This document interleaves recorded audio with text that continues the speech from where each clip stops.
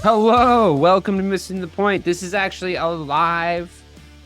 We're not broadcasting live because everyone's watching the draft, but we're watching the draft live. It just clicked over 5 p.m. Pacific time, 8 p.m. Eastern time, and in our respective time machines, I'm here with Hollywood Ray Buchanan. We're watching the draft live together.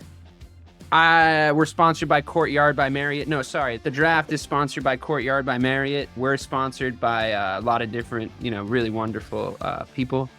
But Ray, are you excited for the draft? I feel like this is the first draft I've given a shit about this much ever.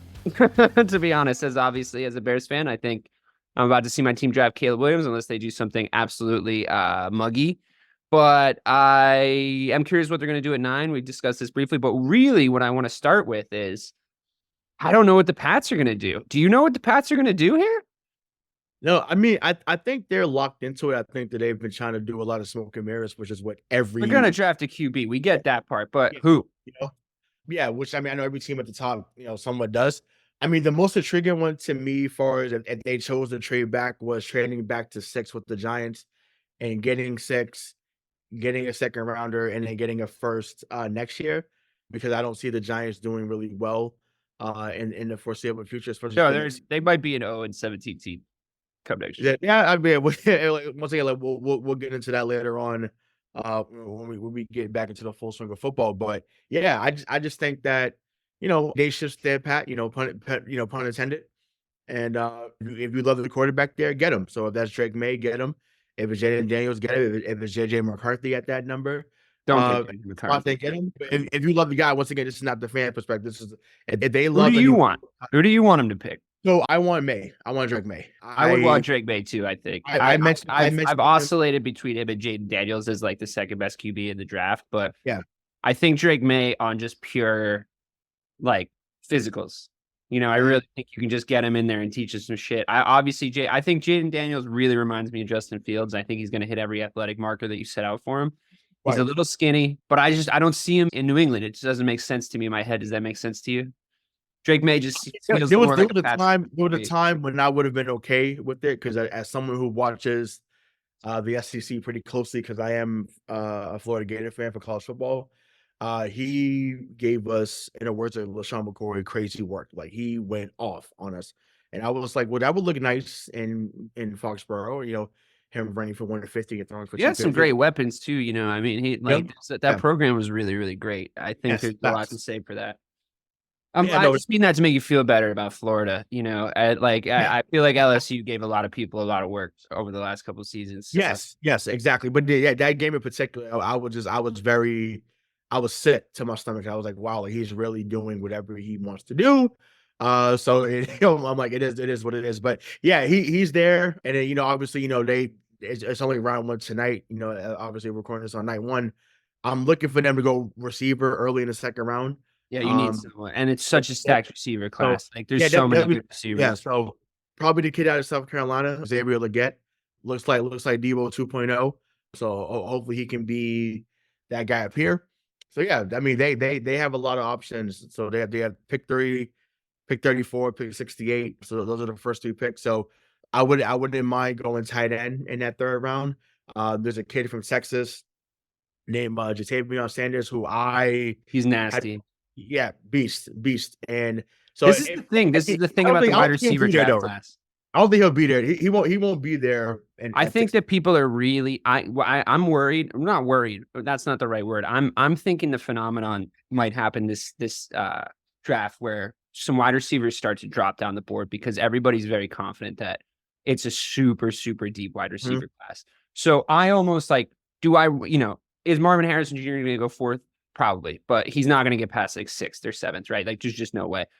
Rome Odunze, if he makes it to 9, I wouldn't be terribly upset if the Bears chose him, but I don't know. I mean, I just feel like you could just spend, and we don't have that many picks, but you guys could spend 1 draft pick in the 3rd or 4th round, and you could get a legitimate wide receiver, at least 2, right? To start to build around that offense, right? And give them something. What do you make of this? Wide receivers potentially going at 31 to the 49ers, and they're going to trade the Patriots Brandon Ayuk. That's NBC Sports Boston breaking news. So I would love that. Obviously, right? I mean, Yeah, obviously, right? that would be ideal. Like, obviously, like that to me, I put that in the pipe dream category. So whether it's getting Ayuk, whether It's it's getting getting traction, bro. T Higgins also is someone that oh no, they franchised him, I think so, in Cincinnati. So I think he's off the table. Did they? I think. Last I heard, he was agitating for a move. Oh, I don't know. I thought they maybe they say a franchise receiver. I don't know, but because for the franchise receiver should be Jamar Chase, but I get it. Like, he's very good in his own right. But I mean, he's another guy that we've been asking for up here, down at Route One. But I don't know. They have options. I mean, I know they went after Calvin Ridley, but they didn't place a big enough bet. Yeah, dude. Listen to this though. I mean, that's what it is. I don't know what's going on over there in Cincinnati, but their Pro Bowl defensive end Trey Hendrickson requested a trade yesterday. And then right at the same time, pretty much, T. Higgins requested a trade. So there's a lot of motherfuckers trying to get out. I mean, I don't want to go crazy here, but does that tell you that maybe they know something about Joe Burrow's injury that we don't know? I just think that it's like maybe Cincinnati's not looking to pay them. I don't think it's that. Because I mean, of course, who in their right mind wouldn't want to play with Joe Burrow? You know what I'm saying? I mean, but Trey Hendrickson, it's like, why? Like he's like a stud edge rusher. Just pay those guys now. Like he's due $15 million a season. That's not crazy. I mean, it's not low, but it's not insane. You can make that work. You right. need. I mean, if Joey Bosa got the money he got, I always love seeing Goodell getting booed. I'm a little worried the Bengals aren't running that organization correctly in order to get the most out of their fucking all-star quarterback, to be honest. I mean, fine by me. I mean, let's come. But isn't it great to see Roger Goodell get booed? It's awesome, isn't it? It is awesome. I'm really enjoying that. For no reason, Eminem is there. I guess it's in Detroit, and right, Detroit, yeah, on song, and he's just been really into football lately. I guess like he's really getting involved. Probably because the lines got better. But right. Here we are. He's immediately given credit like a little bit of street cred to Roger Goodell that he has not earned. He's like, right. Check out my friend Eminem, everybody. Right. We're definitely totally friends. I mean, they're rich guys, right? So I feel like I mean, to me, they missed an opportunity. Maybe they couldn't pay him enough, but I was like, for them not to come out to lose yourself is like is criminal. Like, come out to lose yourself, like that. How do you not come out to that? He's probably bored. He's probably bored of hearing it. Listen, as a fan, I'm like, I need it. Inject it into my veins. I mean, it's a banger. Or to like collapse something, So here's everybody else. Yes, sir. Hey, I'm feeling the suits, man. But listen, we gotta go to this at one point, man, and go to the draft. I would love to do a show from there. Love to. That would be cool, like a remote, like back in the day. Do a remote. Mm-hmm. This is cool though. Oh, hey Barry, let's go. Barry's Let's get here. It. This is Detroit. This is like Detroit crack right now. It's like they brought out a whole charcuterie board of all their favorite people. It was my guy Scott Mitchell though. It's nice. It's probably going to really help the economy there. Yeah, Scott. Oh, for sure, big time. Even last year, like when I went to SummerSlam, like it was packed, and shout out to Eminem. How was that? Great. It was awesome. Didn't you just go to WrestleMania? Yeah, WrestleMania was at Philly, but I was saying SummerSlam had their event in Detroit last year in August, and shout out to Eminem's restaurant, Moss Spaghetti, really fire. Was it good? Right. It was good. They gave you got spaghetti and like fucking marinara sauce at Mom's Spaghetti. It was good. Mom's Spaghetti, I mean, you're hearing it from an East Coaster right now. You're hearing it from a Boston. Yeah, no, it was fire. Fuck around with spaghetti in Boston. Right, yeah, exactly. Unless you go to the North End, right? So it's dope. I need that jacket.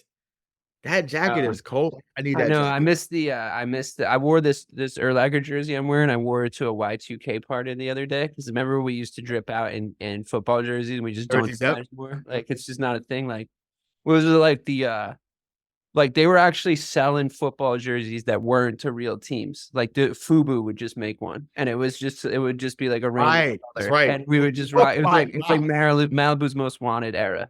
Yeah, we were just, and I like owned this Urlacher jersey, and people were like, "It's Did you just get it? I'm like, I've literally had this since I was 15. It's in pristine condition because it fell out of style to wear it out of the house at a certain time. Yep. So, it's just in good condition. I think we're about to see Caleb Williams get drafted. Do you think that there's a possibility that the Bears are going to do something dumb here? They're going to draft Drake Maye. Do you think that there's someone's entertained a trade? Would they be dumb to entertain a trade proposal? I mean, you always field all calls. Like you don't, of course, you don't say I'm not gonna listen. Like you always listen to see if a team is gonna be like Mike Ditka and give you everything for like the next decade. Mm-hmm. Excuse me. So like that to me is always worth entertaining. But yeah, like clearly teams weren't blown away at the top to trade back, and I think it's gonna go. It's going to go to script, I think, the first 5 to 6 picks, honestly. Oh, my God. I just got so scared because it said Bears, Panthers. Oh, Bears. And I was like, wait, what? And I'm looking at that. I'm like, and we're just talking about the one where we fleeced the Panthers to get into this position in the first place. Like, I really legitimately almost just had a heart attack. This graphic just came up. Bears, Panthers trade. I'm like, I'm sorry, what? I was about to end the show. I was like, we feel bad for you guys. Let me give it back to you. I know. Oh my God, that's great. Oh, Bears are on the clock. A minute has passed. We have not yet drafted Caleb Williams. I really wish they would just stop teasing. I know. I hate when I know it's a different sport, but just like last year with the NBA, we knew it was just like January. I know it was Wembanyama, but like cut it out. But that was even more nailed on than this. Like Wembanyama was like the most prospect since like Kevin Durant. What are we doing? Like just say that's the first pick, and we go from there. Caleb looks chilled. He looks chilled. I mean, I would too. I know I'm about to get a guaranteed deal. You know, he's about to get paid some pretty decent rookie money. Yeah, and he deserves it. I thought another 5th-year option for these guys. It takes 5 years for them to really start to make money. Yeah. I also thought it was weird how the narrative tried to switch, about him, towards the end of last season. Because whether it was him crying to his mom, whether it's I feel like people look for shit though, right? Like you look for anything. Yeah, I mean, when you're not telling me football reasons, like to not draft, right? It's mechanics reasons. I don't really give a shit, to be honest. Yeah, I mean, there was some gunslinger mentality there towards the end, but I felt like they wouldn't have had a chance to even win games. He had to put the whole game on his back every time, though, right? Exactly. He was throwing to Jerry Rice's son. I do think he's going to be a really good late round pick for somebody. I drafted him in Madden. He was gotcha. Good. Okay. Yeah. So I was like, is that Jerry Rice's kid? I looked it up and I was like, sure is. There is. Yeah. Brendan Rice. Yep. So, what a draft class for wide receivers. Marvin Harrison's kid, Jerry Rice's kid. That's fucking cool. What about the tight end? Is it Malik Neighbors? Is the tight end that everybody's talking about? He's a wide receiver. Who's the tight end everybody's talking about? Brock? Yeah, Brock Bowers. Brock Bowers. Like I said, Jatavion Sanders from Texas. Theo Johnson from Penn State comes to mind. So I liked Caleb's hair better when he was getting the Heisman. I don't know. This like scruffy look. I don't know. What do you think? The Heisman. Shout out to Reggie Bush. Got his Heisman back. Heisman back. So I'm happy. I feel like that was Johnny Manziel made that happen. He like tweeted. He was like, yeah. No. He was on. Or he said it. Yeah. And said that, hey, we riot. We rioted dawn. I mean, it was bullshit that he got that. Big time. What's not big time is that orange suit that man got. The hell's going on? You know what's nice though? I'll tell you. At least he went on to like have a pretty, decent NFL career after all that bullshit happened. Like, if he would just kind of faded away, like we wouldn't be talking about his Heisman like robbery right now. I mean, he's the best college football player I've ever seen. What about Tim Tebow? Listen, I'm a Gators fan. I love Tebow. Reggie Bush is the best college player I've ever seen in my life. And that Fresno State game sealed the deal. When he ran across field and made like 10 dudes miss, I was like, yo, this man is incredible. And you was up late watching the game because they was on the West Coast, so it wasn't like you couldn't. They wasn't playing at 12 o'clock all the time unless they played Notre Dame on the road. So you had to stay up to watch them play, and he was box office every time. So him, Lendell White, Matt Leinart, Dwayne Jarrett, the other Steve Smith, that team was loaded, man, loaded. Yeah, And that's a lot of good players. but that was a good time for sure. But yeah, no, I was happy for him though. Happy for him. I was like, oh yeah, look at that. Of course, it's showing the tape against my Gators. See that? See what I'm saying? Yeah, I was just gonna I say. told you. We're currently watching Jaden Daniels highlights, and the Florida Oh Gators my are God. featuring heavily. Yeah, I'll say, oh. I mean, he's cooking though. Like it's not like it's bad coverage. You know, he is dropping absolute Yeah, dimes. dropping dimes. He's very college football oriented though as a QB, don't you think? Like the way he moves in the pocket, like it's all very college mechanics. Like I think there's a lot of like he doesn't his footwork's not I don't know. I mean I'm not an expert in this kind of thing, but I feel like I'd worry about his footwork. I always worry about Justin's footwork. Like every time like I felt like Justin would make the decision to run before he properly went through his reads. And I think when you have that like that much of an asset in your back pocket, you use it. You know, like you go to it because you know it'll like work a lot of the time. But I worry about that with Jaden Daniels. Like I think if you guys get Drake Maye, you might have a project on your hands. I think you'll definitely have a project on your hands, but I think it's a better bet than Mac Jones was, which is easy to say in hindsight. I mean, for sure. Listen, I will send you I will send you a Drake Maye jersey out west. Like I'll send you a red one. I'm ready. I'm ready for that era. We're all ready. So it's time. If is that mom? Mom looks like Queen Latifah there. I didn't see her, but I hope so. Yeah. U-N-I-T-Y. It's like oh, you mean like cool Queen Latifah, like before she went mainstream? Yes, correct. Yeah. Back when she was just like kind of a hard rapper. Yeah, and then no, but Living Single Queen Latifah was cool too. Living Single was a great show. Yeah, but I didn't love like do a rom-com with Steve Martin, Queen Latifah. No. I'm not a huge fan of like action star on TV Queen Latifah. I'm like, I don't buy it. I don't buy it. Oh yeah, no, facts. But so here we go. So now they're all shaking hands, they're hugging They're each all other. clapping and shaking hands. They've made their pick. Like it's like what a joke though. Like, it's December. Cut it out. So here comes you're right. I mean, they're celebrating like they just decided. Right. You know what I'm saying? So here we go. So I'll let you sit back and enjoy this moment.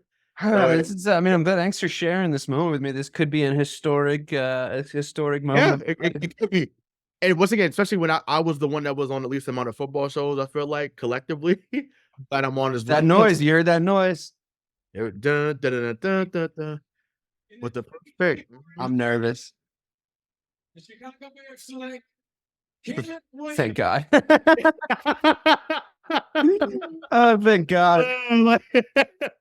It's like, hey, there he is, Chicago. There he is. Let's get it. He's happy. Let's get it. He's happy. He's the first pick.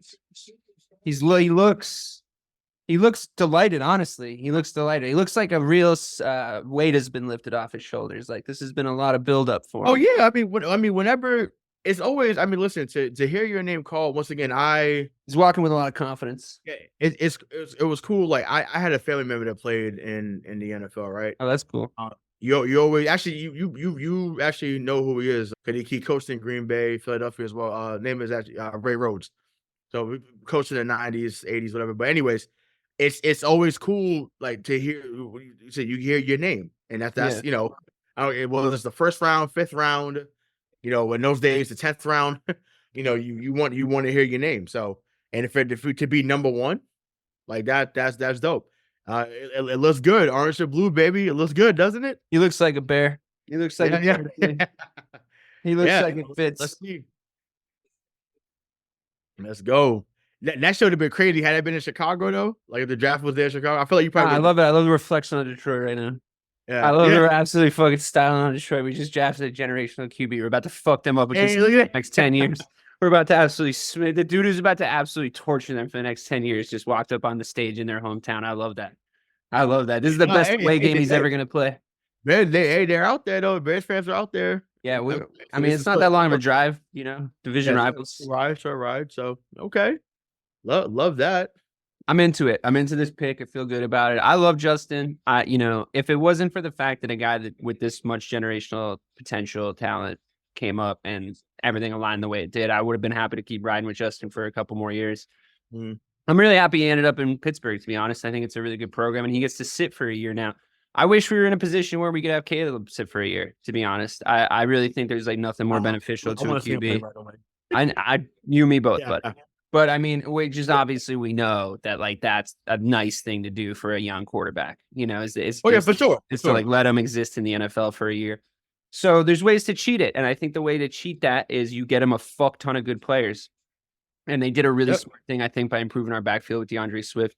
He's a receiving option, sure, but he's also like, I think he's going to be able to. He just was with Jalen Hurts for however many years. Like he's going to be able to run these option plays with Williams.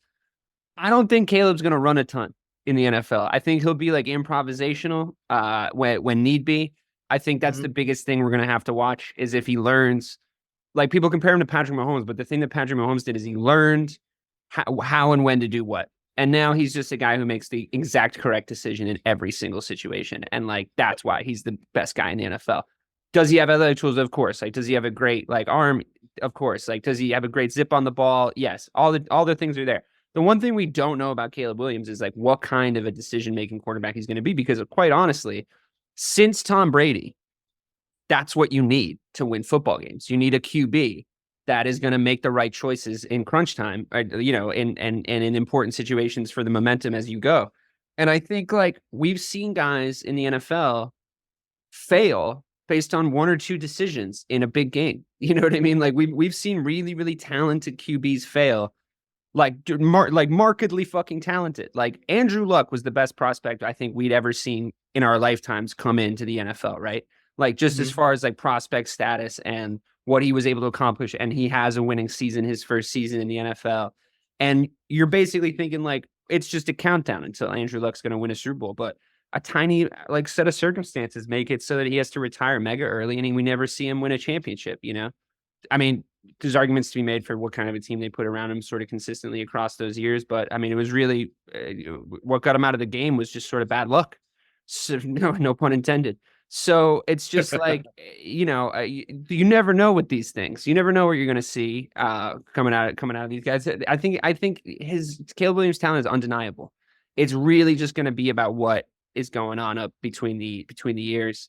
And even then, I don't think that that's like 100% everything. You need a little luck. You know, you need things to break your way. Tom Brady himself, like, he played a million years, so like this didn't destroy his career, but he went down for a whole season at the start of a season, and Matt Castle had to come in, and like, you know, we didn't know what he was going to look like coming back from injury. You know, we didn't know like, and that you lose a year with a team that you're building around him when stuff like that happens. So I don't know. I mean, the Tom Brady conversation is far, far, far away from like, you know, draft day, but to me, I feel really like we got somebody super talented, and it's really going to be on the coaching staff. I think it's smart. Like, just leave the coaching staff in place and just let them try and work it out. Like, now we're all young. All the contracts are young. And let's just try and figure this thing out. You just ride with them. Because if you do what we did to Justin and you just keep switching coaches on him, obviously Nagy had to go. But if you keep switching coaches on him, it's like, come on, man. Like, what do you expect? What do you expect him to be able to do? He has to learn a new offense every season.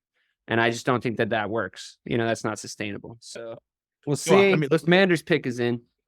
So we saw it up here too. Yeah. I mean, it's not as if like Cam Newton wasn't like a talented quarterback. You know, I mean, I don't know if he was in his prime when he came to New England, but he's a talented quarterback. Definitely wasn't. But I think there was a lot of nagging injuries that just didn't. You know, it finally. A lot of shit happens, though. You know what I mean? Like a lot of stuff goes down. It could be that. I mean, the Bears basically went from. We had a pretty decent defense built and a decent little team put together. Maybe not Super Bowl winning, but the double doink happened to us, and that was basically the end of Mitch. Like he was just like never the same after that, and that was it. Like we were done. Like we basically went from being like maybe they go this way, maybe they go that way, to like we're definitely going this way, because it just wrecked the team. It just burned everybody's fucking heads out, you know. So it's like these little things can happen. I mean, and you guys built on success. You know, you built that culture up. People say, "Oh, Patriot Way did it really exist?" It's like for when it existed, it existed. You know what I mean? Like when exactly. when you could like just because it didn't just like remain there forever. doesn't mean that you weren't able to like point at Tom Brady when a guy came in to the program and be like, that's the dude you're playing for. Right. You know, and like your standards immediately go up. You build on success, you build on fucking failure. All right, let's see who the I'm nervous right now. It's gonna be Jaden Daniels. I'm nervous.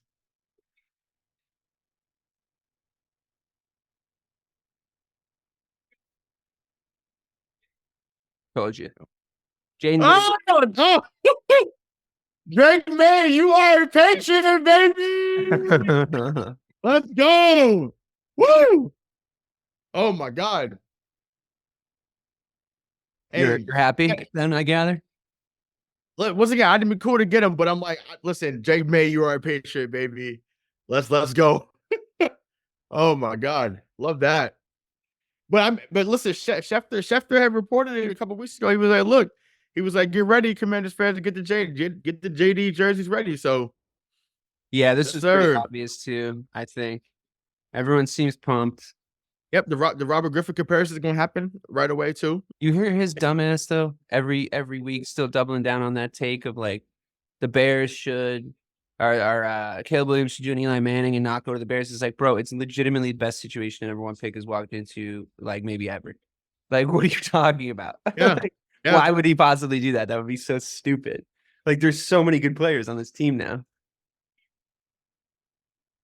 Yeah, I'm hey, happy for Jaden Daniels, happy for him. I think that, like I said, yeah, he's gonna look good.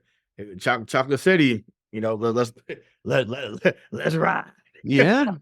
So who do they have though? They kind of they traded away a lot. Yeah, they got Terry McLaurin, dude from Ohio State. That's good. He's good. If Curtis Samuel could be what he was before he got there, then he's a good option as well. But yeah, I mean, listen, Dan Quinn is going to be a run first guy. You know, that's just how he runs an offense. So it made sense today when they got Jaden Daniels here at 2. He's gonna put some highlights together for us this year, I think. Oh, for sure. See some breakout plays. Yeah, he can take a hit too. Yep. So we'll see. So all right, New England's on the clock, baby. Let's go. Let's go. I doubt that they'll be in there hugging each other, but they may. You know, we'll no longer see Nike the dog. I don't know, man. The culture is different now. You know, you got Jerod Mayo as your coach. It's not Bill anymore. It's time to start accepting that things might be different. It might be a hugging environment now. They might just be huggers now. You don't know. Listen, well, it might be touchy feely. Patriot Way, Patriot Way 2.0. Share the love. Well, they better share the love and drop Drake Maye at 3. That's the line. I mean, I'll tell you this. If Bill Belichick was still your head coach / GM, whatever happened, you'd be sitting there shitting yourself that he was going to trade away this third overall pick for some. Listen, he for sure. Like, he would have traded with Minnesota and got 11 to 23. He absolutely would have done that. Absolutely. And he would have got a tackle at 11 and a safety at 23. That's what he would have did. And so, I just thought that those guys had a lot of value there. I was thinking there was a chance the Bears are going to trade one for Herbert. Oh, pick us in, Denny. Let's go. Pick us in, Denny. Pick us in, baby. The new era. It's a new New England. Come on, let's get it. Yeah, that's great. All right. Honestly, everything's going as expected so far. So yeah, I predict this is going to be Drake Maye. I don't think any mock drafts really had anything getting spicy yet, right? Probably 5 is probably, I think, the pick that might get traded, which is the 4. I heard some rumors about 4 that the Vikings are trading up to get JJ, which I would think would be funny. Right. I mean, especially when it's like, you have Herbert there signing that long deal. You know what I'm saying? So I am looking at one mock draft that has the Giants trading up to get Drake Maye. Got you. You guys, and they give you like 1 million picks, but that obviously hasn't happened. So right. Yeah. So congrats to those guys. And then you get McCarthy at 6. I picked Ramsey. Oh my God. Look at him. Oh my God. Oh man, Patrick Ramsey, I forgot about him. Wow. I gotta say, that is not a murderer's row of QB. It's not. Right now, listeners, they're showing just the graphic of all the first round QBs that the Washington Commanders now, but formerly a different team name, has drafted. And Jaden Daniels is not an esteemed company, I have to say. It's not a great crew of ball throwers. I guess the best guy on that list other than Daniels is probably Robert Griffin, but I mean he was not a success by any. Well, by any I mean, way. yeah, unfortunately he got hurt. But it's just I don't like, know if he was. oh, okay, was so gonna- here we go. They're showing the pictures. Yeah, I told you, ain't no hugging going on. Everybody's in suits. You know, probably That's because Robert Kraft's not allowed to touch any of the employees anymore. There's a new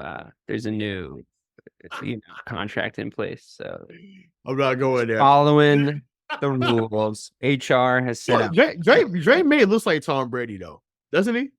I mean, he looks like Tom Brady in a suit. He doesn't look like Tom Brady in a football jersey. I'll tell you that much. Yeah, I mean, not at the moment. Does he look like Tom Brady? I don't know. I don't really see it. I do think that. Well, Like, I mean, would you say that? Brady could run, so I wouldn't say that his profile of QB is a Tom Brady profile, though. I'd say he probably more resembles a Ben Roethlisberger, Josh Allen, if you were really lucky, right? It's where more here we where go. it Here we fits. go. Here we go. It's gonna be Drake May. I know. I just drama here. I know. Here we go. Pick us in. Yes, sir. Welcome to Foxborough, baby. Welcome to Foxborough, J May, baby. Let's get it. Let's go. Love to see it. Love to see it. Love the pick. Once again, I started bringing this guy up in October and November when we started doing our weekly Monday shows with Mike. And some people on our YouTube was like, "Oh, you crazy? He doesn't do X, Y, and Z." I'm like, "Listen, this guy is the real deal." So I'm glad he's here. It worked out perfectly. What's he? 6'5", about 225, 230. Yeah, let's go. Let's go. Now just get the receiver at 34. Obviously, we won't know about that till tomorrow because it's only round one tonight. But yeah, let's get it. I'm here. I'm here for it. So yeah, Drake, your picture, baby. Love it. Congratulations on the new era. Yes. In England. Yeah, get the jerseys, baby. Get the. I'm Gillette. I'm coming to you in about a month to get the jersey. It's gonna be May. It's gonna be May. It's gonna be May. That's right. That's right. I love it. Oh man, that's awesome. Now, speaking of, because there's some other guys from that team that's in the draft. His running back, Amarion Hampton. I would love to get him here. His receiver, Vontez Walker, is also a pretty good receiver. He'd be good in the third or fourth round. So if he's there, get guys he's comfortable with and bring him here. So wow, with the left hand throw, I had not seen that highlight. That was pretty gold. That was pretty dope. You know, someone in Boston has a left hand. But don't worry, we'll get into that in an hour or two.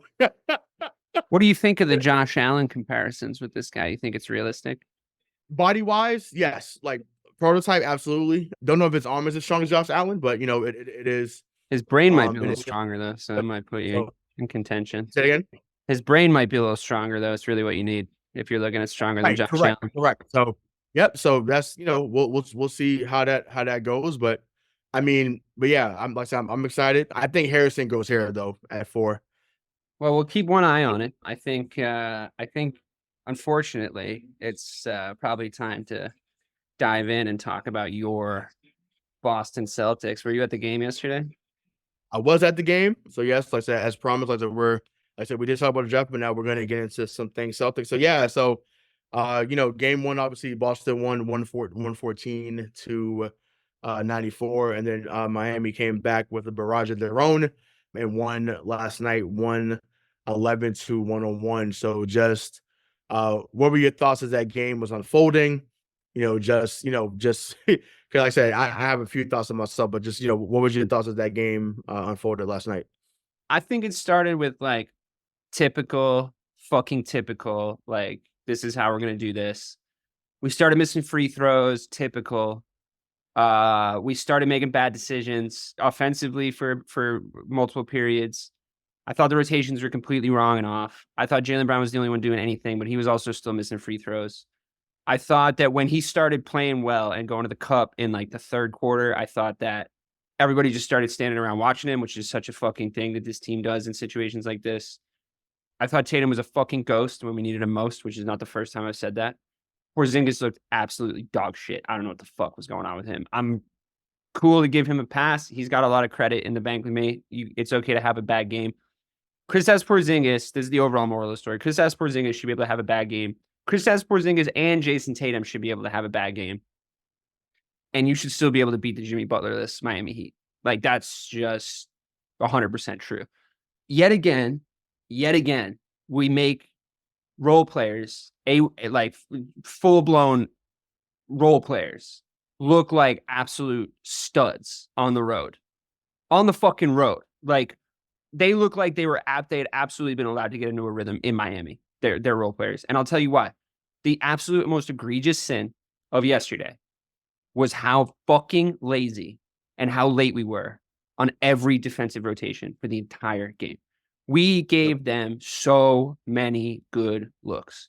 Like, and I'm not even talking wide open shots. Like, we gave a few of those away, but we were so late to all the help. It's almost more encouraging because we get there, but we look raggedy, we look tired, and we give them kind of an opportunity to basically shoot it in our fucking face and still make it because we haven't gotten there, spotted up, and put our hands up. You know what I mean? So it's like, it's not even them earning the looks. You know, it's just us, like, as per fucking usual in the playoffs, not fighting around screens properly, switching when we wouldn't switch. We're not as guilty of that without Marcus in the team because he just called switch on every single fucking play. And I realized that now that was kind of him. He would just switch on everybody. And that was just him being him. But switching when we shouldn't. Al Horford, I thought, was trying to set a tone defensively. But I think we were like kind of overly, tell me if you think this is true. We were kind of overly concentrated on like Bam. And like we kind of kept Tyler Hero quiet for like a minute. And then we just sort of gave up on keeping Tyler Hero quiet. He hit like 3 threes in a row then. Drew just like kept getting shook. I don't know what the fuck was going on there. Jaylen Brown got shook a couple times, like around screens. They were setting good screens. Like, don't get me wrong. They were setting really, really good screens and they were playing really hard. But it's just annoying to me that every time they play us a little bit hard, if their shots fall, they fucking kill us. You know what I mean? Like we had a little bit of a response where it was like, guys, like we're the better team. Like eventually those threes will start to dry up. Let's just start taking high percentage looks. And we would do that for a minute. And it was like, you would just see Tatum come through the middle and just slam one down. I'm like, okay, great. More of that. And then they just go back to like space and shoot, you know, they just go right back to space. And it's like, guys, like you have to wait a second. You have to build back up to that. Like you can't just be like, okay, we made a couple shots. Like now let's just go back to what wasn't working. Yeah. And we just let them go on runs. Like, honestly, they need to play harder defense. They look so fucking disinterested.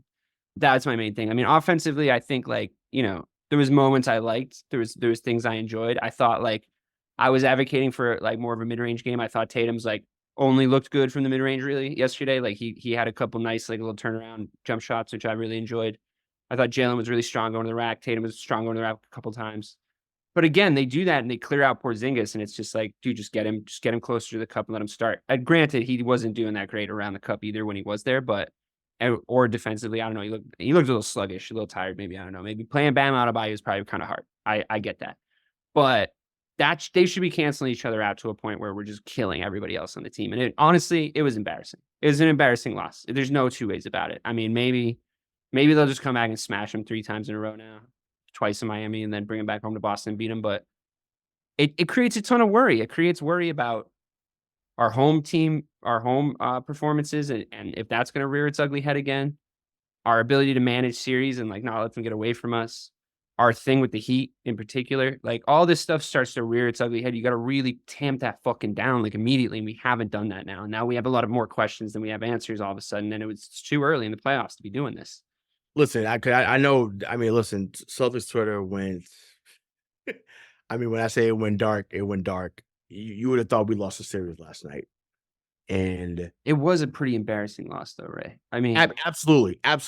But I think I'd rather, and once again, because I believe that they're going to go far into the playoffs, I'd rather have this type of loss now than deeper into the playoffs. And I'm sorry, yes, people wanted to sweep Miami, of course. With or without Jimmy, you want to sweep them. People can't say that guy is the best coach or one of the best coaches. Actually, no, people say he's the best coach in the league. You can't say he's the best coach in the league and think he's not going to at least get one. Like that to me is insane. But I will say he has become. You sure that was Spo, dude? Like, I just thought we looked. Oh yeah, no, they definitely made the adjustment. I mean, granted, sometimes it is as simple as they made 23 threes. We made 22 in game 1.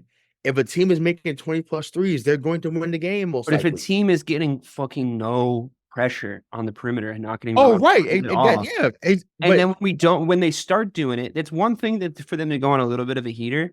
But call a fucking timeout and tell your team, Joe, to go run them off the fucking lines, dude. Like, go pressure them. Like, fucking pressure them. Like, make every shot fucking hurt. I don't care if you give up a couple 3-shot fouls. I don't fucking care. I want them run off those fucking lines. We're not playing the Warriors, dude. Like, they're not a fucking 3-point shooting team like that. Like, just go get them, dude. Just go rough them up. Just go rattle them. Like, come on. The Miami Heat set a franchise fucking record for threes on us last night. And I will tell you, that is not the best 3-point shooting Miami Heat team that I've ever watched. I don't know about you, but they used to be a hell of a lot fucking better at shooting from the outside than they are right now. Their best player is Bam Adebayo. He's the best player on the court for them. And they're fucking setting franchise records for threes made in a playoff game against us. That's unbelievably unacceptable.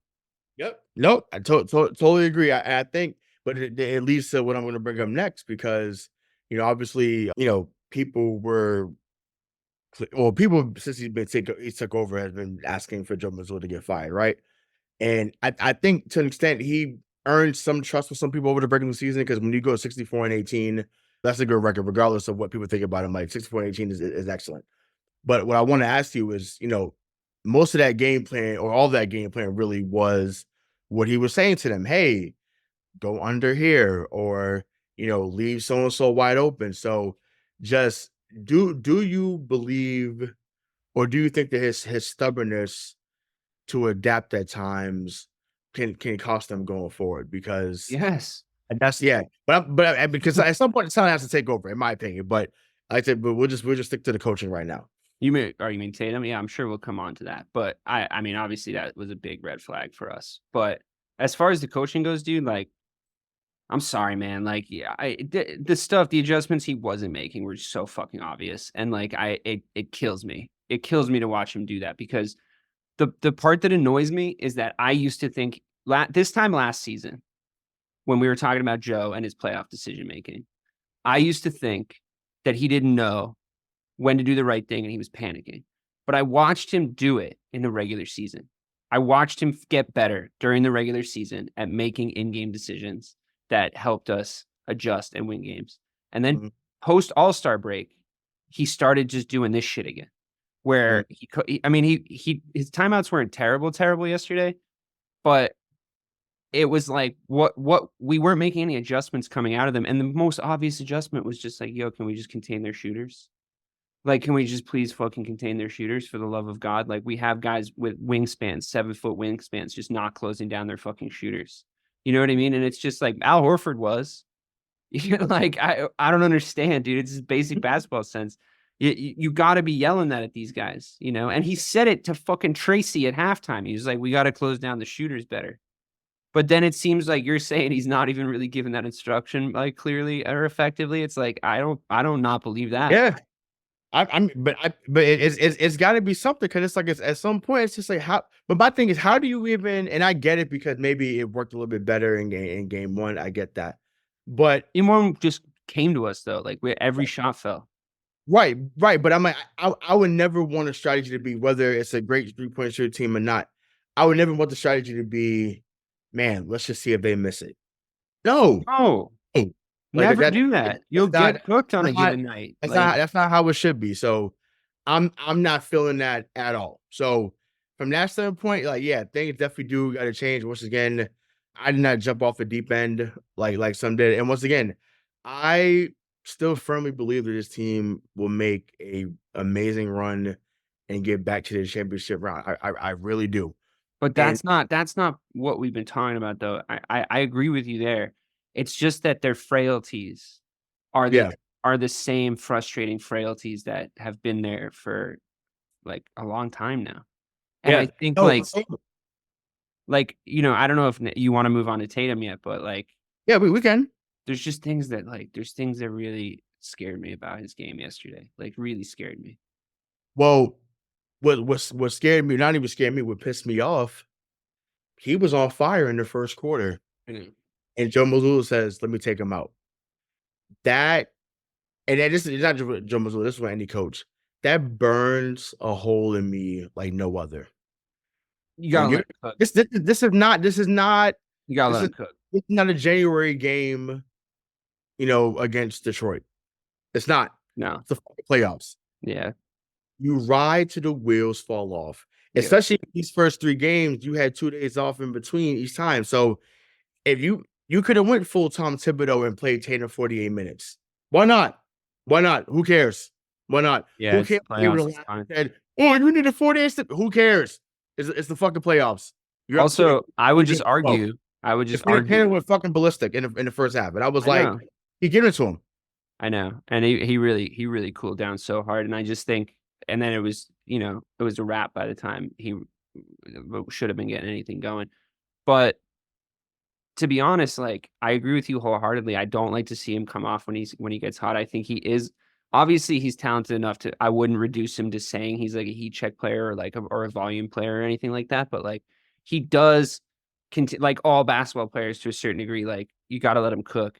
And I would argue that if you're a fan upset about the idea of him playing 48 minutes, it's a lot more minutes to play 7 games. You know? Right. It's just play 4 games. If you play, I bet every NBA player will tell you they'd rather play 4 games of 48 minutes and then get a week off. I guarantee a week and a half if you're the 1 seed. So, to me, it's just like just win all 4 games, dude. I don't care how you do it. We're in the fucking playoffs at this point. It's just it is what it is. Like his body better be ready. At the end of the day, like you should be playing up until playoff momentum for your physical fitness. So he should be able to play 48 minutes a game. He's always been the most durable on this team, always. So I'm not hearing that you need to take him out. And once again, he should be playing 42, 43 minutes. Period. Like, and once again, because you can always tell with him. When he starts off like that, you're like, okay, like it could be one of those nights. So he had 10 in a matter of 2 minutes, and I'm like, oh, okay, we're getting that guy tonight. Let's go. And then once again, 5 minutes in, you take him and Holiday out. Like it's just like I don't stop. I don't know. To me, I got burned up by the Holiday sub too because him and Jaylen Brown were creating this great like 2-man defensive trap for anybody trying anything in the corner. Did you see that? Like they had a couple turnovers, just the 2 of them, like playing off guys. They tried to get it going again in the 4th, and it just didn't really work because it was like they kind of the spacing was different at that point, but they were playing genius. The confidence was through the roof at that moment. Genius 2-man defense they were playing. It was like fucking great to watch. Yeah. You know what, unfortunately, was strangely the turning point of the game is Drew missed a pass because we got the ball. We turned the ball over twice to ourselves at the end of the first half, and Drew missed the pass to Jaylen in the corner for like the last 3, and Jaylen was hot. He was about to sink it. He was going to sink it 100 times out of 100, and he just overfired the pass. And then when that happened, we came out in the second half just cold as ice, dude. Like everything was just fucking up. Like Porzingis was like rebounds he would normally make, like without even like you'd already be looking down the fucking court, in these rebounding situations, and he was falling over.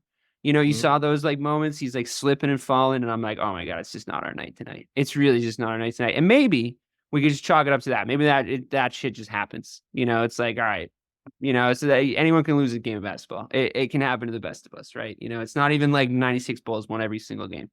So, I just okay. So hold on. I'm glad you just said that. The 96 Bulls lost games in the playoffs. The 2016 Warriors who had the greatest fucking regular season of all time blew a 3-1 lead. You blew like it's like and I get it because we're not as invested. So it's like, well, we don't care about that. We care about our team, but it's like, yo, there's no perfect way to win the championship. The goal is to advance. And once again, and I want to actually... We literally almost got knocked out in the first round in 2008. It's right, but that's so I'm saying. So are the 2008 comparisons fair? Because people's like, well, that was a different team. I'm like, no, they literally was on. I mean, granted, they smacked Atlanta in Game 7. Yeah, fucked them up in Game 7. That Atlanta team was more talented than this Miami team. I'm like now. I said, are we really having revisionist history and saying that we thought that Atlanta team was more talented. Now, granted, Joe Johnson. It turned out that Atlanta team was Joe Johnson would have been the best player on this Heat team right now for sure. Don't get me wrong. Young Al Horford, I get that, but it's like don't make it seem that team was 37-45. Like, don't make it seem like they were world beaters. And I was like, they were just really athletic. And at that time, we could not do anything against teams that were athletic. Like, that was our kryptonite. If you was athletic, you had a shot against that Celtics team. And it was like that the whole time during the KG era. So, but once again, the goal is to advance. Like, is that's the goal. So I don't know. To me, I think it's too much. I get the concern. I get the frustration. But, I just want to say, like I said, I'll say this again when we close out the show at the end. If you're off the bandwagon after last night, as Jaylen Brown has said all year, please stay on that side. No, obviously you don't. Not that's always you. I'm saying, but to Celtics Twitter, to those that's been on there, what you're saying, this team can do. They'll never figure it out. They just never learn. They play so dumb. If and when they go through and win 3 and 4, and then obviously close out next Wednesday, I don't want to hear a soul about, I knew they had it. Fuck that. You got emotional. You thought it was over after game 2. So just stay there. I don't think anyone's saying it's over. That would be ridiculous. That would be an absurd take. If you're right, I wish I could have shared most of the tweets I saw last night. Like, people were really off the deep end. And once again, there is not too many that's more emotional than the man that you're listening to right now. But even I, like I said, was I mad about the loss? Of course. Of course. But I'm like, I can't see. No, that's what I'm saying. I'm mad about the loss. I can't see a team. I can't see the team out East beating them 4 times out of 7. Once again, you may get a game here and there. Once again, there has never been a team to go 16-0 in the playoffs. Never. There's never been a team to go 16-0. Once again, the 0-1 Lakers was the closest thing. And then, like I said, some guy named Allen Iverson said, not so fast. So it's like, I gotta tell you, in order to win a championship in any sport, but really just focus on the NBA, you gotta win the games you should win. Yes. You gotta win the games you should win. And a game at home to a fucking Jimmy Butler-less Miami Heat team, like, I think we're all well within our rights to be fucking annoyed with them right now. Like, it's just annoying. It's annoying. It's fucking with everybody's schedule. We were supposed to have this fucking one and done 4-0'd and a couple weeks off to fucking collect our thoughts before we moved on to the next round. I mean, trust me, I'm in the process of moving, and I was like, all right, same thing with the Bruins. I was like, all right, great. We went through, we changing the PTO at the last second. Yeah, exactly. So I'm like, okay, now I got to be there Tuesday. I got to be the next Wednesday, and I'm like, the whole fucking TD Garden's probably like, oh, great, thanks guys. We got to prepare for another huge event we weren't planning for. The building wants money. No, obviously. I'm saying people. I'm saying the Jenkins family wants money. I know, but what I'm telling you is because we live in capitalism, we don't share in the profits of our labor. I'm not saying there's a better system on here, but like maybe there is. We don't share in the profits of our labor, so now we got to go fucking just get shift wage, and that's the Celtics' fault. That's the fucking Celtics' fault. You got shit to do. Come on, guys. Yep. But you're right. I mean, like we clipped for the last show. It's talking about Jason Tatum and the isolation. It's just like at some point he's going to need to be able to turn it on in the fourth quarter and win a game when we're not playing well. Like, that just has to happen. Like, I need him to figure out how to be able to do that at will. I know it's asking a lot, but he's supposed to be one of the best 3 players in the league. Then he's going to have to be able to do that. Yeah, no, fair. I mean, like I said, who knows? Maybe we see it, Saturday night. Because, like I say, we're not getting into too much of the Bruins, but people were. I know this because I was there. People were pissed after game 2. How do you fucking lose that game? You was up. You had 2 different leads at one point. Da da da. Well, they came to Toronto last night and they doubled up Toronto. They beat in their house. They beat them 4-2. In hockey terms, that's a blowout. So maybe we see the same thing come Saturday night down there in Miami. So once again, just chill. Once again, the Bruins coach made the adjustment. He put somebody in there. Yeah, well, I'm just not sure Joe has that in his locker. Well, I mean, it once again, it's either that. And Brad's not this guy to say this, but I'm sure maybe Wick just said it, and if he hasn't, he should. you know, your job is on the line. And once again, I don't think he should be fired. I want to be clear about that. But You don't I think if he loses to the Heat, he should be fired in the first round with this team? so as a fan, I think yes. he'd be lucky not to be guillotined in the fucking streets of Boston. To be Right, honest, facts, dude. yeah. Forget From fucking fired. From a fan perspective, absolutely. Like, yeah, you better not fucking lose to to Miami this more. But I'm just saying, I just feel like we now know how Brad and company operate. They believe in continuity. Then they're not getting rid of him at this moment. What I could see happening, which is something that you've said in the past, either you promote somebody from from the coaching staff, or what Grossbeck does what Mickey Arison did to Pat Riley years ago when they fired Stan Van Gundy, and he said, Pat Riley, this team is close, you go fucking coach him. And I think maybe Wick has a conversation this summer. If they don't win, the worst case scenario, he goes back to Brad and says, hey, I know you've done a hell of a job. You need to get back down on that sideline. You remember how bad it was with Brad though at the end? Like the players quit on like 100%. That 2021 team, once again, Jaylen Brown ended up being out. You lose to Brooklyn in the first round with Kyrie Harden, and like Brad. When I look back at it now, Brad made miracles out of certain teams that shouldn't have had no business. Oh, that's obviously that's why we're so mad. Yeah. That's why we're so mad, because we're like, damn, we got this far with less, and we can't, so that's really what I think people are getting upset about, and I totally get it. Totally get it. But yeah, I don't know. To me, the adjustment part, like I said, that has to be made. I want to go a little further with Porzingis too, right? Because he obviously had the worst game of his Celtics career. Obviously, 1 of 9, 4 points, 6 rebounds. They had a couple of steals or whatever. But what do you think was the biggest difference for him from game 1 to game 2? And how do you think he gets back on track for game 3?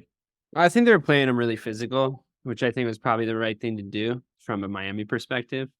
But I also think and I hope that he doesn't make a habit of this, but I think, and I've first seen this happen to players. I mean, it's just, sometimes you just have a bad game, like to me, that's kind of just what it looked like. Like he just couldn't catch a break, like everything he tried just wouldn't come off. His rhythm was off. He then just started to try to force it a little bit, but he didn't do that too much, like, which I appreciate. Like he tried to just get back in the game a couple of times. Like he wasn't playing hero ball or anything. And then, like, when he finally started to just try to do the easy stuff, like, that shit wasn't coming off for him either. He was just trying to get in around the bucket, trying to make easy layups and stuff, and he, like, couldn't even figure that out. He had a couple moments where he could have had, like, second chance points, and it was, like, any other night, like, he touches that, and it just falls in, but it, like, just rims out, and you're just like, oh, dude. Like, he was the epitome of why a big part of me, I'm mad at them, don't get me wrong, but I think why a big part of me sort of thinks like maybe it just wasn't our night and those things happen, because he was the embodiment of that. Like it was just like, oh man, it's really just not your night tonight, Kristaps. Like it's just really not your night, dude. So yeah, I'm like, I don't know. I mean, but they're all shots he normally makes. You know what I mean? Like right. it's not like he was going crazy. So I'm like, damn. I'm like that many. The turnaround wasn't working. And once again, they, like I said, they were definitely more handsy, as they said. Like cause the play I think you brought up earlier where they threw it into him, he got fouled there, but obviously in the playoffs they're not gonna call that type of foul. So you're relying on that though, No, of course, no. I'm saying, but it's like I think because they knew, okay, the refs are gonna slow their whistle a little bit more. Let's just see if we could toe the line, and we're gonna toe the line until they, they say otherwise. But what I won't be what's the word I'm looking for? What I will say I'm upset about, I should say, I'm sick of the illegal screens. I'm fucking over it. I'm sorry. Yeah, they were definitely setting sorry. some Like, screens that were like definitely a little sketchy. it's every fucking year with Bam, he gets away with murder with those illegal screens. Once again, hell of a player. It's because he does it. He does it around the corner every single time, so it's like harder to see, I think, from the referee's perspective, because he's screened from the line guy. He's screened by the guy he's protecting coming around the corner, so he sneaks it in like last second. And I agree with you that they're definitely fucking illegal, but it's pretty smart how he does it. Like I think he gets he's a pretty crafty player. You know, like I do like Bam Adebayo is the thing. Like I like his game too, but I'm just saying like that to me, because my thing is it's the pulling of the arm. And once again, when you're there, like you're seeing it in person, I'm just like, okay, he's pulling on the arm, or but we have to get over that. Like we have to be able to mentally overcome that stuff. But you gotta fucking call that though. Like it can't happen every. They're not gonna. But every time. Once again, I'm not clamoring for him to get fouled out. I think you don't come to see him get fouled out. That's not what I'm saying. But give a call once or twice a game where it's like, don't fucking do that shit, bro. Because if you do, it's gonna get called, and then now you're on the bench, when you should be out there for your team. So that's kind of how I see it. But it is what it is. But like I'm over it, and it's just like it's insane. So so we talked about KP, talked about Jaylen Brown, talked about Jason Tatum, we talked about Missoula. So just obviously we know the series decided one apiece. Game 3 is on Saturday night. So just what are your keys to the game going into Saturday, and then just what's the biggest adjustment that you want to see? I just want to start well. I want to start well. I want to set the tone. I don't want to let him in. I don't want to be in a battle with Miami in the fourth quarter. I want to go out there and do what I think that this team can do, which is light a fire really, really early and have the game just get away from the Heat, because their game plan obviously yesterday for game 2 was like, just keep yourselves in it for 3 quarters. Like just stay in the game. Don't let them get hot. Like don't let them go on runs. Like chip them, get in their way. Like don't let them get going. And then we'll see if we can win it in the fourth. And it worked because we let them make it work. Right. I want our game plan to be rock solid, and I want our game plan to be instituted from the jump, literally from the jump. But then again, in saying that, like what I would be saying to them in the locker room if I was Joe is like, you got to just put that one out of your minds, guys. Like you're still the players that you were before that game. Like let's just go out there and show. It doesn't matter where we are. Obviously, we need a response now. So I'm looking forward to that influencing our away performance, because we have to win. We have to win game 3. And what I would be saying to them as Joe right now is like, listen, the expectations on you are the highest they could possibly be. There's no like wiggle room at the top anymore. There's no more you're young or we haven't quite got the pieces or whatever. It's like you have no excuses. So if you go out there and you try to hide on that court, everyone's going to see you, everyone's going to point at you, and everyone's going to know that you tried to hide. You got to rise to the occasion here, guys. You are the better team. And as long as you don't shrink from that fact, then we can go and get the job done in the way that we need to go and get the job done. Don't let this scrappy, well-coached team get into this. The talent has to prevail. We have to let ourselves play. Let the game come to you. Don't think about it.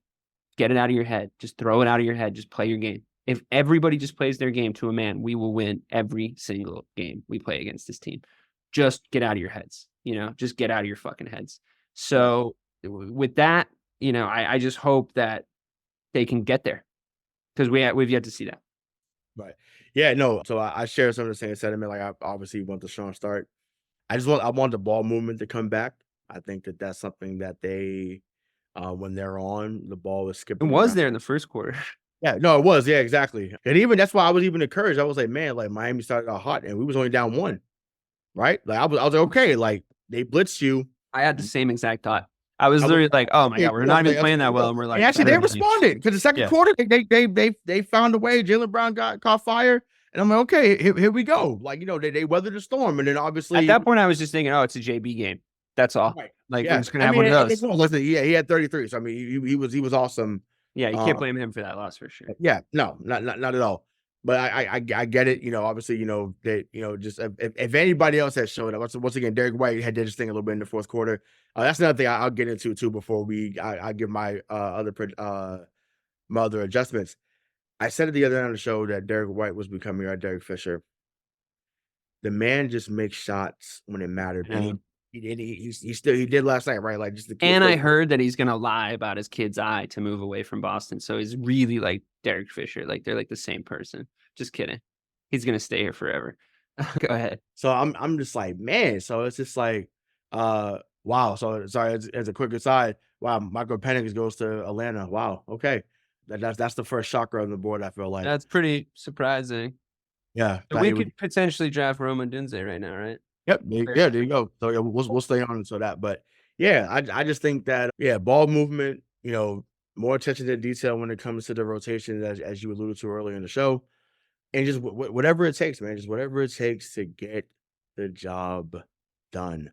Like I'm saying, there's not an excuse. Once again, if everyone's healthy, it's not an excuse. Just get in there. You play hard. Even if you play hard for not even the full 48, if you play hard for 45 minutes, this game is over because you just still win by 10 to 15. So be more intentional with the passing. Be more intentional with going to the basket, and be intentional with your spacing. So if you do all that, then you should be victorious on Saturday night and on Monday, like point blank period. So they definitely got that. So Also, then it's series over. Right, We come back to exactly. Boston, series over. So we Right, did correct. 4-1 and we win the game. We win the series in 5. And then you can look at it and say, like, well, we won that series in 5. If you had obviously everybody wanted a sweep, but if you had offered me 5 games at the start, I would have taken it. Right, correct. Like a little gentleman's sweep, and not really, even though because we lost at home. But like, yeah, I would have taken 5, no problem. Right, and once again, unfortunately, they like I said, they went 6 last year with the Atlanta Hawk team. Like I was more put it like this, I was more mad at Game 5 last year than I was at the game last night. If that makes sense. I was pretty mad. Guys just they got stupid hot. Like you're not beating somebody when they shoot 23 fucking three. It's not happening. You're not beating them. I'm sorry. No, you're not. So it's not happening. So limit their shot takes, and once again make sure that the shot margin is not as bad as it was in game 2. So it is what it is. So, but like I said, I think we both have the Celtics winning in game 3. And Once again, and 4. So like make sure that once we drop this, that you leave in the comments what you think is going to happen. What do you want to see happen? Are you fully off the bandwagon? Are you still on? better still be on. Come on, it was 1-L. Yeah, exactly. Don't be stupid. You're gonna look dumb if you're off the bandwagon right now. Oh no, there's a few, and I got the receipts ready. Believe me. So yeah, the internet doesn't forget. Right? Yeah, we will end this with it's perfect timing. The Bears pick is now in at number 9, so we will end with, and then we will see you next week. So let's see. So shout out to our guy Bill Kuiper, looking dapper. Yeah, Dapper Kuiper. Who we got? Who we got? It's gonna be Rome. It's gonna be Rome. Yeah, it should be Rome. Yeah, should be Rome. I mean, it's exciting from a fan's perspective. I wanted us to make a little bit more of a practical decision at 9, but I think it's still exciting to get a guy that good. Obviously, I think I missed it, but Neighbors went 6 to New York, right? He went 6 to New York. Yeah, correct. Nice. Yeah, that's an excellent pickup for him too. I think he's really good. Who's throwing it to him? Daniel fucking Jones. See in a few years, maybe Malik Neighbors. We'll talk about you in 3 years minimum. Right, exactly. Torn right ACL for Penix Jr. in 2018. That's surprising. Well, that's Torn why right ACL and 2020. Yeah, that's why he fits in with Kirk Cousins. Damn, high upside, huh? High upside. High upside, baby. Let's get it. Let's see what's going on. Where's the pick? They said the pick was in. Did Booger McFarland play for y'all? Right. He got the orange and blue one. Like Man, that convention center looks cool though, or wherever they are. Mm-hmm. Cool, like screens and graphics. It's like outside in the middle of the parking lot. It's downtown.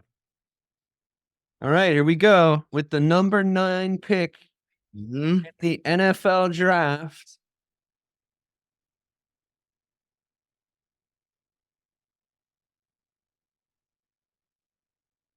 Here we go. Come on, Rod.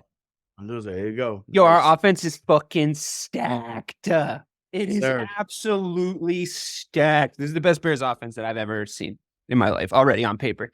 Quite frankly, we're absolutely shredded from top to bottom. Like our offense is fucking absolutely dripping in talent. It's crazy. And they all seem cool as fuck. I hope they all go out, have a cool steak dinner or something soon. Yeah, I mean, this is an exciting time. It's an exciting time to be a Bears fan. Now we just got to see. I'll tell you this. They've left Caleb Williams nowhere to hide. If you can't come in and do it with all these guys, then you're not the guy that everybody said you were. So like, let's see. Right, correct. We're still going to be run heavy. We're obviously still going to be run heavy. That's how the Bears play. It's how this offense is set up. Is run the ball and stop the run. That's always been the Bears' philosophy. Got our first trade. So New York traded back one spot for. So they're getting JJ right now. The Vikings are about to have JJ McCarthy at 10. So this is what we're ending with. We're ending with this here, and the Vikings are about to trade, and like this is a great day for me because I know this is a bust. So I'm really happy that they're about to do this. This is awesome. And then just keep in mind, like I said, we just say this at the beginning, but if this is your first time listening, make sure that you hit that subscribe button. Follow us on all social media platforms. Once again, we're getting back in the game right now with that. So follow us on MTP_pod on Instagram and on Twitter /X. And make sure you hit that subscribe button on YouTube because we are dropping more content for that ass. So make sure that you so let's get it. Some content on that ass. Content on that ass, baby. So make sure you get locked in. So I love that. So yeah, come on. Let's see what Minnesota picks. We know who you're gonna pick right now. So come on, I like to see the Bears jersey get held up. Mm-hmm. I mean, honestly, even if Caleb doesn't work out at this point, like we're so fucking stacked offensively, like just bring in old hands. Like see if Russell Wilson flames out halfway through the year. Just like fuck it, Russell, just come in. You've always wanted to come to Chicago. So I think they'll draft JJ now. I think the Jets are going to draft Bowers from Georgia. That's a good pickup for them. That'll make them a lot better, actually. I don't know what Rodgers is going to look like, to be honest, but yeah, but I mean, this could potentially be a winning team next year. You don't know for sure. So we will see. So come on, Minnesota, so we can wrap this up. It's like Minnesota. Hey, you got Rome. Rome doesn't talk the way I thought he was going to talk. He got that new Jack City suit on, though, man. Woo! What a movie! Am I my brother's keeper? Yes, I am. Have you seen King of New York? Yes. Fucking such a good movie. Beautiful. Just like Christopher Walken and fucking Lawrence Fishburne going bananas in New York City. It's fucking great. So good. Same thing with that movie Hoodlum too. That one's a good one. That's a great one. Yeah, Bumpy Johnson. Yeah, You seen Ghost Dog: Way of the Samurai? I have not seen that. Dude, you got to watch that movie. I was that. It's Forrest Whitaker literally thinks he's a samurai. You get it all here on MTP. You get sports. You get great movie references. I mean, you got to watch Ghost Dog. Jack of all trades, baby. Ghost Dog's a little weird because it's a Jim Jarmusch movie, and all Jim Jarmusch movies are a little weird. But it's Forrest Whitaker at the peak of his powers, just living in the hood and practicing the lifestyle of a samurai. It's fucking sick. You have to watch it. You'll love it. I promise. Everybody loves it whenever I recommend it to people. Yeah, prime Forrest Whitaker. All right, we got a commercial break. Trust your film knowledge there, so I will definitely have to. I promise you'll like it. I promise you'll like it. You just got to give it like a nice quiet space to actually watch it. Text me the title again when we're off there, and I got you a link. What's your streaming service of choice these days? I've been having on Paramount Plus, but I don't know if they have it. Paramount Plus is good. This one's on Tubi, which is free. Love that. If it's free, it's for me. I'll send you a link. This is good podcasting right now. Me sending. It is great podcast. Great podcast. We're giving somebody else a recommendation too that hadn't heard it. So if you haven't heard of it or haven't seen it, so I hope everybody that's watches Ghost Dog. It's a fucking fire film. Yeah. Now is that So I'm looking at the bottom of the screen. So the guy you was talking about from UCLA, Latu, that's his name. Latu. Yeah. That's the guy. So Does he got what the Vikings just take? Oh no, you're just no. I'm saying like he was in the best available, so I was like, I just couldn't remember his name. But I wanted him. I'm not upset with Rome though. I mean, our wide receiver room is absolutely outrageous right now. So yeah, I mean, shoot, getting to learn from Keenan Allen, it's gonna be. I mean, what bridge players we have, you know what I mean? Like, it's unbelievable. And also, we got a good secondary tight end too. Like Cole Kmet had his best season last season. Mm-hmm. Like, I genuinely think we might actually be able to win football games this year. It's going to be so exciting. That's been so long for me since I've watched that happen. It would actually make it worth it to get Sunday ticket. You know what I mean? Come on, Minnesota. Just take JJ so and laugh at you and sign on. It's some damn TV timeouts. Come on. That is what's happening right now. It's a commercial. Yeah, I hate it. But it's okay. They got a good movie referral in that time process. So, and you did. The fans should be happy about that. Man, listen, they just showed that picture of Buffalo. Shit, if I'm Buffalo, I'm drafting like 4 receivers this draft. Like, I know. Gabe Davis gone. You trade Diggs. Like, I'm just like, man. Oh, what are they going to do next year? Yeah, I guess they probably I are. don't know. drafting I him. mean, it becomes wide open again. I'll tell you that, because they had a hold on the division since Brady left, but there's no way they have a chokehold on it now. And once again, Aaron Rodgers is a wild card, because you don't know where he's going to be coming back from that injury. So, What do you think that what's his name? Fucking Harbaugh's strategy was, like, bigging up McCarthy to everybody, just get him to get drafted higher, just because he was probably. I thought maybe there was a chance that that the Chargers trade out and trade the number 1 overall pick or Herbert to the Bears for 1 and just get JJ at 1. I thought that there was a world where that might happen. It would have been pretty absurd, but I don't know. He kind of convinced me for a second that maybe he was really, like, actually going to go get his guy from college. Maybe, but he's got Justin Herbert in there. That would have been the right choice. Like, I'm glad they went tackle there with them. Not for a minute. I'm talking for LA. Yeah, you got to protect Herbert there. You got to. Yeah. So, all right, here we go. Pick is in number 10. This is what we end off for tonight. So, make it a good one. You happy about Drake Maye? Big time. I'm about to watch like in the same amount of highlights when we get off. Even more than I was watching before. Yeah, I feel the same way about Caleb. I think I've seen all his highlights at this point. I can't wait to the introduction press conference. It's probably going to be either tomorrow or Monday. So, problem with this is it feels so far away from the start of the season. Oh, well, I mean, no, OTA start coming up, and it's like, and man, listen, every mini camp, every training camp before we know it, man. So that's true. I'm going to be really interested in the training camp, like, reports this year too, obviously. Yeah. I'm actually going to go up to one. So that's cool. And I'm like, I've never been, so I want to see. Just got to make sure I find some shade. Come on into the division, JJ. Come on in. It's not like it's shark-infested waters at this point. Right. It's not like it's full-blown 4 good teams, right? I mean, I feel like Minnesota were the best team in the NFC North for a few years, and now they're just the 4th best, I think, going into next season. Am I crazy to say that? Yeah. I mean, I don't. I mean, listen, they got the best receiver. I feel like still. Really? I love Justin Jefferson, but there's got to be more. Yeah. I mean, we might be about to find out. So let's some see. bullshit beforehand. Hold on. Oh, it's the Chiefs. My bad. Whoops. It's like some I was like, we're doing some bullshit. Hold on. They were like, their father made a heroic sacrifice by dying for his country. I was like, ooh, whoops. Maybe it's not some bullshit. My bad. Ooh, sorry about that, everybody. Oh my God! God! Him off the fucking stage. Oh shit. Oh my God! I love it. That's so funny. That's so funny. Wow. Oh my gosh. That is great. This lady who's like husband dad, I guess, is going to announce it. Yeah, oh no, it's the kid. It's the kid. I just made fun of her dead dad, but it's the kid. Sorry about that. I know, geez, and I get it, but I'm like, oh my gosh, I'm like, they are dragging this shit out. Yeah, they really milked that. They really milked that bitch. All right, it's JJ. Welcome to the NFC North, JJ. You son of a bitch. Oh my God, he's gonna get absolutely eaten alive. This is gonna be great. Gonna be great. There you go. So okay, there you go. Skull, baby, Skull City. Let's get it. But yeah, so like I said, that's anything else we touch on before we get out of here? I'm good. I'm gonna go watch some Caleb Williams tape. Sounds good. So yeah, so once again, hit that subscribe button. Like I said, thank you for tuning in. Like I said, this was a little different for us doing stuff in the actual moment. So we can see if we can do this again at some point for sure. But this was fun. So he's DK Sizzle. I'm Hollywood Rayshawn Buchanan. Until next time, we'll see ya. Peace.